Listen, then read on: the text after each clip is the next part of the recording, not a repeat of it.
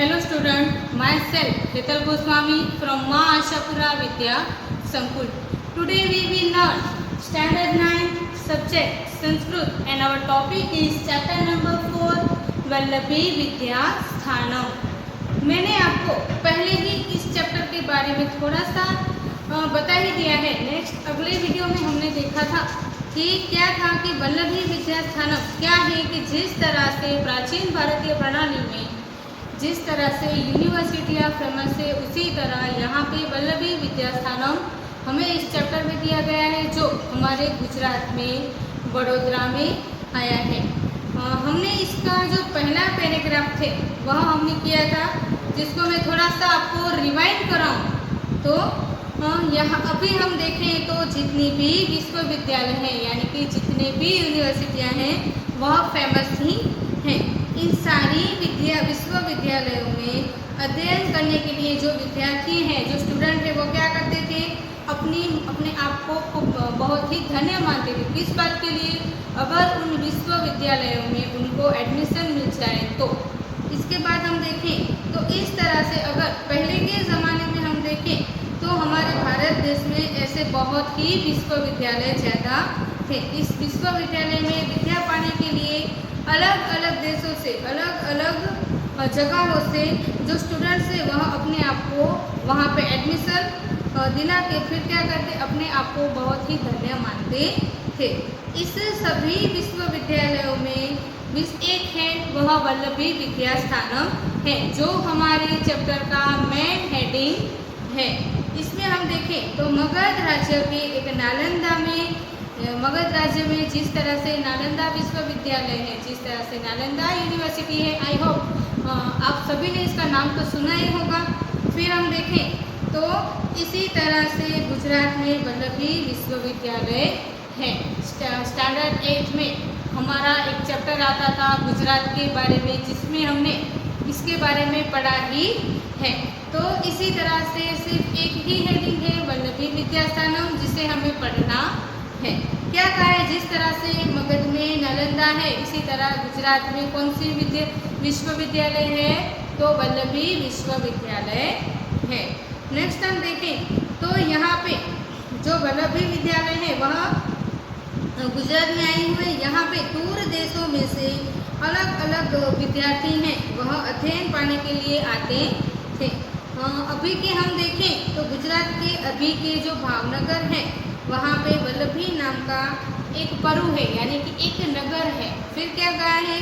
उस समय में प्राचीन विश्वविद्यालय कौन सा माना जाता? तो वल्लभी विश्वविद्यालय माना जाता। कौन सी जगह बताइए? तो गुजरात राज्य के भावनगर में वल्लभी नाम का एक नगर बताया गया है। यह था हमारा पहला पैराग्राफ। अब हम नेक्स्ट पैराग्राफ देखिए पेज नंबर 14 में। वस्तुतस्तु इदम उपनगरम प्राचीन कालदेव अध्ययन अध्यापनस्य केंद्रमासीत्। अब यहाँ पे क्या कहा है? सही देखें तो यहाँ पे उसका पूरा नाम है परु क्या है कि एक नगर का प्राचीन समय में क्या था? अध्ययन और अध्यापन का केंद्र था। यहाँ पे विश्वविद्यालय वल्लभी का यहाँ पे बात की गई है। तो कौन सी जो वल्लभी विद्यालय है वह किस चीज़ के लिए फेमस थी? तो अध्ययन और अध्यापन के लिए फेमस थी। नेक्स्ट लाइन हम देखें तो पूर्वमत्र अष्टादश विद्या पठनम पाठनम च भवति स्म। अब यहाँ पे क्या कहा है? यहाँ पे 18 विद्याओं का पठन और पाठन होता था। फिर नेक्स्ट देखिए एतासु विद्यासु चत्वारो वेदाः। चत्वारो वेदाः इसके बारे में आप जानते ही हैं। हमारे 4 वेद कौन कौन से? ऋग्वेद, सामवेद, अथर्ववेद और वेद, ठीक है। उसके बाद हम देखें तो क्या कहा है? इस 4 वेद के अलावा भी क्या कहा है?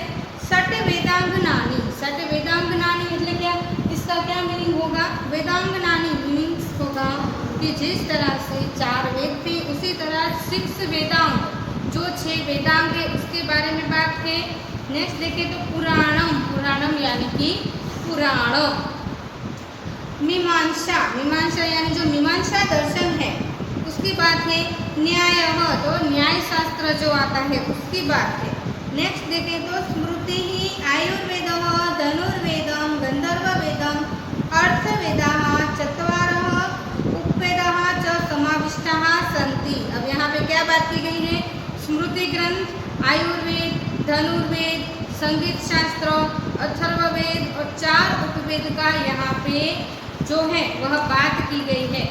जैसे देखें तो actually the suburb was the centre of the learning and teaching from the ancient time. अब यहाँ पे क्या कहा है? उस वल्लभी विद्यालय में क्या होता था? अध्ययन और अध्यापन के लिए फेमस थी, जिसमें किस किस चीज़ की बात की गई है? तो देखें तो 4 वेदास, 6 वेदांश, पुराण, न्याय शास्त्र, मीमांसा, स्मृति शास्त्र, आयुर्वेद, धनुर्वेदा, गंधर्ववेद, अथर्ववेद एंड द 4 उपवेदास। यहाँ पे क्या बात की गई? इतनी सारी जो चीज़ें हैं उन सारी चीज़ों का उन विश्वविद्यालय में, कौन से विश्वविद्यालय में?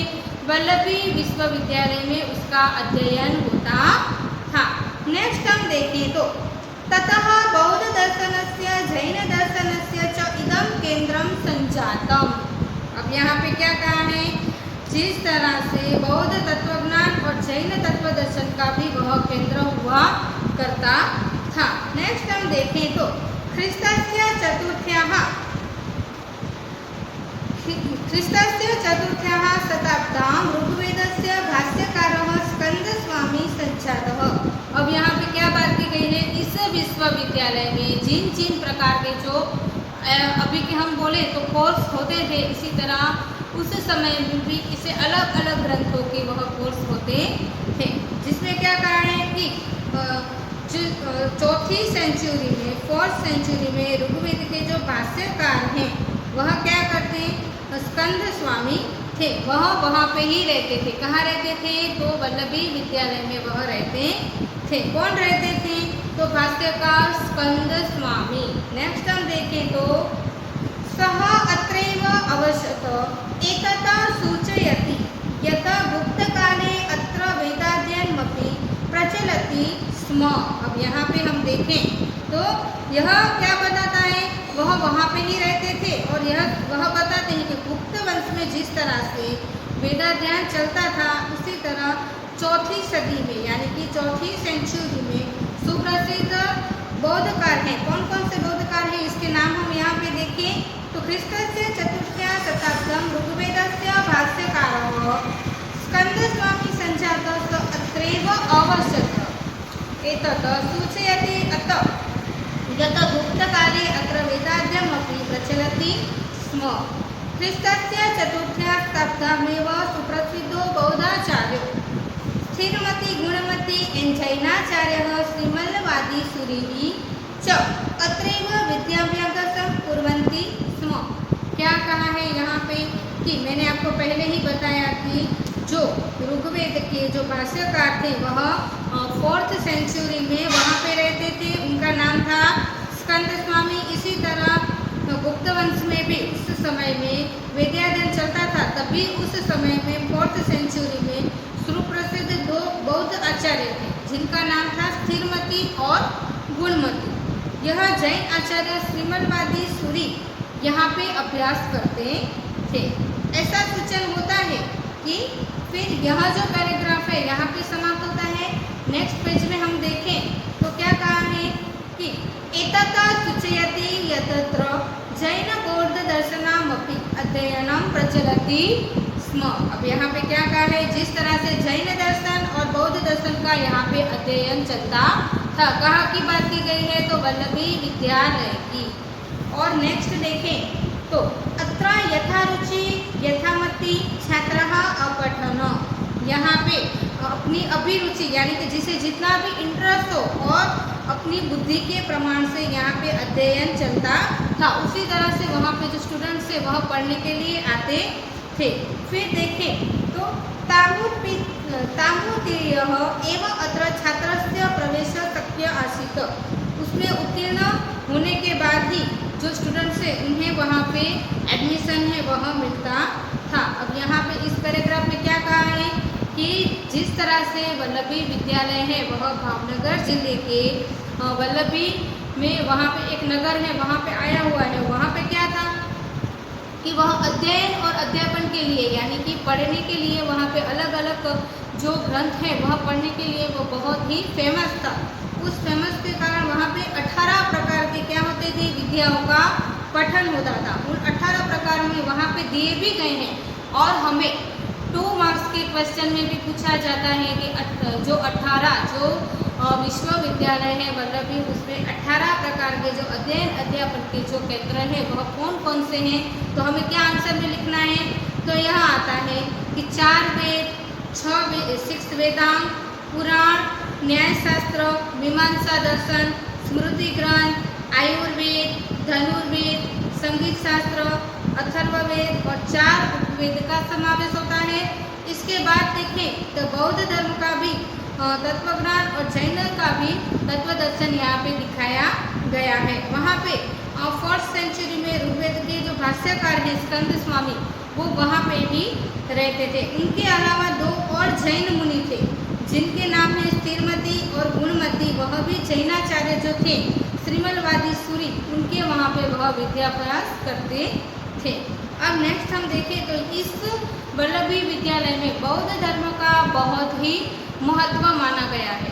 ठीक है, क्या माना गया है, बौद्ध धर्म का बहुत ही महत्व का वहाँ पे प्रदान दिया गया है, जिसमें अगर उन्हें कोई भी अध्ययन या अध्यापन का जो कोर्स करना है, उनके लिए उन्हें पहले क्या करना पड़ता है, इनके लिए हम पहले देते हैं ना एंट्रेंस एग्जाम, हमें भी कोई भी फैकल्टी में जाना हो तो उसके लिए एंट्रेंस एग्जाम देते थे। उसी ही तरह से वल्लभी विद्यास्थानों में भी कुछ ऐसी जो प्रवेश परीक्षाएं होती थी वह उन्हें देने के बाद ही वहाँ पे उन्हें एडमिशन मिलता था। यह आज का जो टॉपिक है वह हम यहाँ तक ही रखते हैं। नेक्स्ट वीडियो में हम देखेंगे कि वल्लभी विद्यास्थानों में और क्या क्या पढ़ाया जाता था और उसके बारे में थोड़ी सी हम माहिती है वह हम ले लेंगे। तब तक के लिए आप इसे घर पे रिवाइंड करिए और इसके जो हार्ड वर्ड्स हैं वह हमारे नोटबुक्स में हमें लिखने हैं। तब तक के आप इसे घर पे रिवाइंड करिए। Thank you very much, take care.